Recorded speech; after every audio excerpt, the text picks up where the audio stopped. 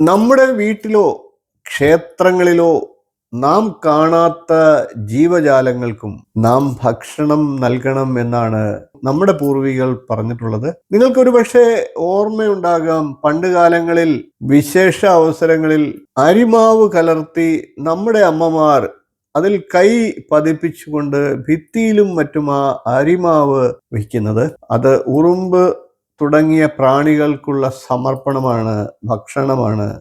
അതാണ് ഭൂതയജ്ഞം. അവർക്കായി ആഹാരം കൊടുക്കുന്നത് ഒരു സാധാരണ കർമ്മം മാത്രമല്ല, ദൈവ സാന്നിധ്യത്തെ അനുമോദിക്കുന്ന ഒരു ശക്തി പ്രവർത്തനമാണ്. ഋഷിപ്രോക്തം എന്ന നമ്മുടെ ഈ ചാനലിലെ ഇന്നത്തെ ചിന്താ വിഷയത്തിലേക്ക് ഏവർക്കും ഹൃദ്യമായ സ്വാഗതം. ഭൂതയജ്ഞം അഥവാ ബലിവൈശ്യ ദേവയജ്ഞം ജീവജാലങ്ങളോടുള്ള ആത്മീയമായിട്ടുള്ള ഒരു മമത അഥവാ ബാധ്യത. അതീവ ഗഹനമായിട്ടുള്ള വിഷയമാണ്. നമുക്ക് വിഷയത്തിലേക്ക് കടക്കാം. ഏറ്റവും പ്രധാനപ്പെട്ടത് എന്ന് നമ്മളുടെ ഗ്രന്ഥങ്ങൾ പറഞ്ഞിട്ടുള്ള ഒരു യജ്ഞമാണ് ഭൂതയജ്ഞം. ഭൂതയജ്ഞം എന്ന് പറയുമ്പോൾ ദിവസവും പക്ഷികൾക്കും മൃഗങ്ങൾക്കും പാവപ്പെട്ടവർക്കും രോഗികൾക്കും പതിതർക്കും ഭക്ഷണം നൽകാനുള്ള കർമ്മം എന്ന് വിശദീകരിക്കുന്നു. എവിടെയാണ് ഈശ്വരൻ? ബ്രഹ്മയജ്ഞത്തിൽ അത് നമ്മുടെ ഉള്ളിലുണ്ട് എന്ന് കാണിക്കുന്നു. അഗ്നിഹോത്രത്തിൽ അത് അഗ്നിയിലുണ്ട് എന്ന് കാണിക്കുന്നു. പിതൃയജ്ഞത്തിൽ പിതൃക്കളിൽ ഈശ്വരനെ ദർശിക്കുന്നു. ഭൂതയജ്ഞത്തിലാകട്ടെ സർവ ചരാചരങ്ങളിലും ഈശ്വരനെ നമുക്ക് ദർശിക്കാം.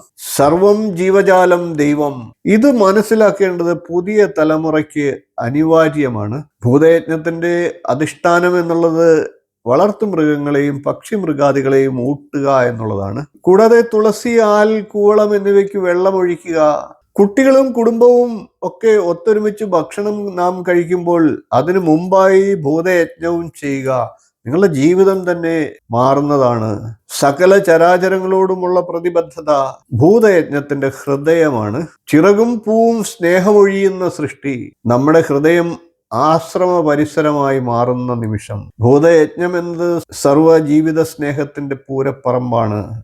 ദൈവത്തിന്റെ കണ്ണിലൂടെ നാം മറ്റുള്ളവരെ ആലോലിക്കുന്നു. മുൻ തലമുറകൾ പാലിച്ചു വന്നിരുന്നത് പോലെ നമ്മുടെ കുടുംബ സങ്കല്പവും ധർമാചരണങ്ങളും നാം ഉയർത്തിപ്പിടിക്കേണ്ടതായിട്ടുണ്ട്. ദേശകാലങ്ങൾ അനുസരിച്ച് പഞ്ചമഹായജ്ഞത്തിലൂടെ ബാഹ്യക്രമങ്ങളിൽ നമുക്ക് മാറ്റം വരുത്തേണ്ടതായിട്ടുണ്ട്. യജ്ഞാർത്ഥത്തിലും സദ്ഫലങ്ങളിലും മാറ്റങ്ങൾ ഉണ്ടാകില്ല. ഇനി പൊതുവായിട്ടുള്ള സങ്കല്പം എന്താണെന്ന് പരിശോധിക്കാം. ജീവിതത്തിൽ ഒരു സ്ഥിര ലക്ഷ്യമുണ്ടെന്നും ആ ലക്ഷ്യം യജ്ഞാർത്ഥമായി കർമ്മം ചെയ്യുമ്പോൾ സർവശ്രേയസ്സും നമ്മളിലേക്ക് എത്തുന്നു. ജീവനുള്ള എല്ലാ ജീവജാലങ്ങളെയും സഹോദരങ്ങളായി പരിഗണിക്കുക. പാവപ്പെട്ടവർക്കും രോഗികൾക്കും സഹായങ്ങൾ നൽകുക. നമ്മളാൽ കഴിയുന്ന സഹായമാണ്. പാത്രം അനുസരിച്ചാണ് ദാനം ചെയ്യേണ്ടത്. അതുകൂടി ഓർത്തിരിക്കുക. ഭക്ഷണ സാധനങ്ങൾ അനാവശ്യമായി കളയാതിരിക്കുക. വീട്ടിലെ പച്ചപ്പും പൂക്കളും പരിപാലിക്കുക. സ്നേഹവും കരുണയും ഹൃദയത്തിൽ നിറയ്ക്കുക. ആഹാരം ഒഴിയുമ്പോൾ ജീവജാലങ്ങളിലേക്ക് സ്നേഹം പകരുന്നത് പോലെ ദൈവവും നമ്മുടെ ഉള്ളിൽ പാരിജാത പുഷ്പത്തെ വിരിയിക്കുന്നു.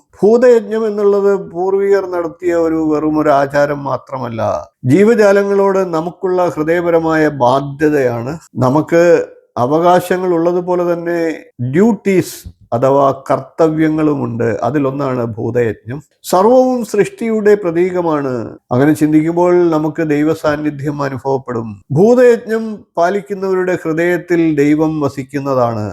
ഓം നമോ ഭൂതഭവാനി. സകല ജീവജാലങ്ങൾക്കും സ്നേഹം നൽകുക, ആശ്രയം നൽകുക. ആരാധനയിലൂടെ, പരിപാലനത്തിലൂടെ ബന്ധങ്ങൾ സൃഷ്ടിക്കുക. ഇപ്പോൾ ചൂട് കൂടിയിരിക്കുന്ന കാലമാണ്. നമ്മളെപ്പോലെ തന്നെ പക്ഷിമൃഗാദികളും ജീവജാലങ്ങളും വൃക്ഷലതാദികളും ഒക്കെ ദാഹിച്ചു വരളുകയാണ്. നമ്മുടെ പരിസരങ്ങളിൽ ജീവിക്കുന്ന ഇത്തരം ജീവജാലങ്ങൾക്ക് വെള്ളം, ജലമെങ്കിലും എത്തിച്ചു കൊടുക്കുക. കിളികൾക്ക് ഭക്ഷണം എത്തിച്ചു കൊടുക്കുക. അതിൽ പരം മറ്റൊരു യജ്ഞവുമില്ല. ഭൂതയജ്ഞം എന്നത് നമുക്ക് മാത്രമുള്ള ഒരു യജ്ഞമല്ല, സർവശക്തി സാന്നിധ്യത്തെ ഉൾക്കൊള്ളുന്ന ജീവിത അനുഭവമാണ്. ഋഷിപ്രോക്തത്തിലെ ഇന്നത്തെ വിഷയം നിങ്ങൾക്ക് ഇഷ്ടപ്പെട്ടുവെങ്കിൽ ഒന്ന് ലൈക്ക് ചെയ്യുക, ഷെയർ ചെയ്യുക, ചാനൽ ഒന്ന് സബ്സ്ക്രൈബ് ചെയ്യുക, നോട്ടിഫിക്കേഷൻ ഒന്ന് ഓൺ ചെയ്തു വെക്കുക. നിങ്ങളുടെ അഭിപ്രായം കമന്റായിട്ട് അറിയിക്കുക. മറ്റൊരു ആത്മീയ സത്യവുമായി നമുക്ക് വീണ്ടും കാണാം. നന്ദി, നമസ്കാരം, ശുഭദിനം.